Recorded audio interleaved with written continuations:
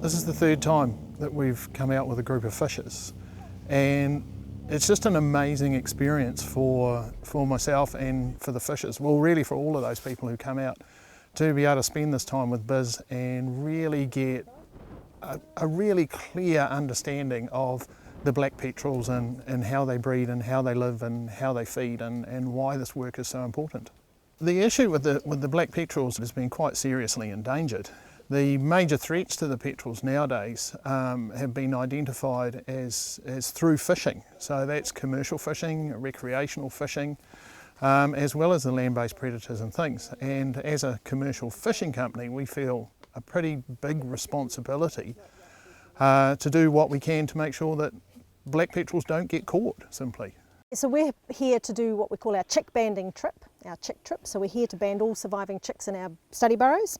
So this is one of our study burrows, burrow 226. I'm going to get Alan here to put his hand in and things. So the burrow entrance is here, and the burrow is all under this big chamber here. So there'll be a chick in here hopefully. And if you get something that really bites seriously hard, it's probably an adult. Get a prize. There we go. That's the newbie twitch. Walk him out, yep, that's it. And then just when he gets a little bit closer, just sort of make sure he's gather his wings in, that's it. Nicely done. We record sort of what stage he's at, so he's sort of mostly downy still. So you can see that his wings are very short. He's just beginning to get his adult feathers through. So this is what we call pin feathers, and they're coming out of these shafts and getting into so soon these are very short. They'll be much longer when he's nearly fully grown, but they're just coming out. So he's losing his down and getting adult feathers and things. But now he gets an individually numbered nice new ring. Because they've got nice flat legs, you have them up, so they just sit nicely on the leg. Put him into a weigh bag and see how much he weighs.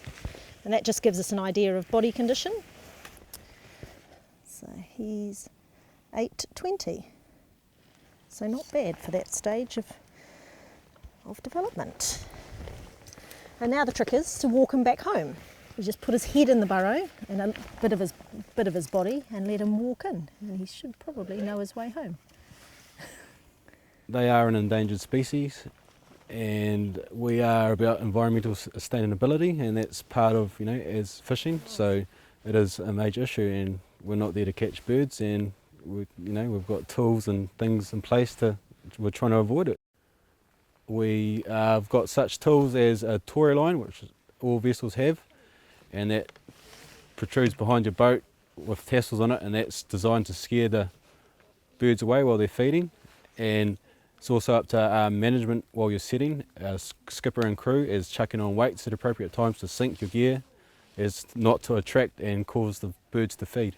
We're asking all of our fishers to undergo seabird smart training, and that's becoming a criteria for fishing for Aotearoa fisheries. Additionally to that, the training covers all the things that you need to do to make sure that you're fishing in a seabird smart way. It's not just about education, but it's also about really understanding the effect of fishing on these birds and how these birds are in their natural habitat, and understanding how important it is that the parents come back to feed the chicks for the survival of the species. So it's really important we protect these breeding birds that are present here. There's only about 2,500 breeding pairs left, and every single one of those birds are really, really important. If one of those birds gets caught on a fishing boat or by a recreational fisher, that chick in the burrow will die. One parent isn't enough to sustain it. They can't get enough food to keep that chick alive. They're only found on Great Barrier or Little Barrier. They come here to breed, so this is the only time they're actually on land. The rest of the time they spend at sea. They migrate to South America for our winter, so spend the summer over there feeding up and getting back into condition to come back to New Zealand. They live for between 35 and 50 years. We've still got a female here who's breeding quite happily at 33 years. We've been studying her for the entire time, so we know how old she was when we banded her, and she's still breeding and still trucking along. Every single bird is important, and particularly every single breeding pair is important. So it's really, really vital that everybody works together to protect these birds.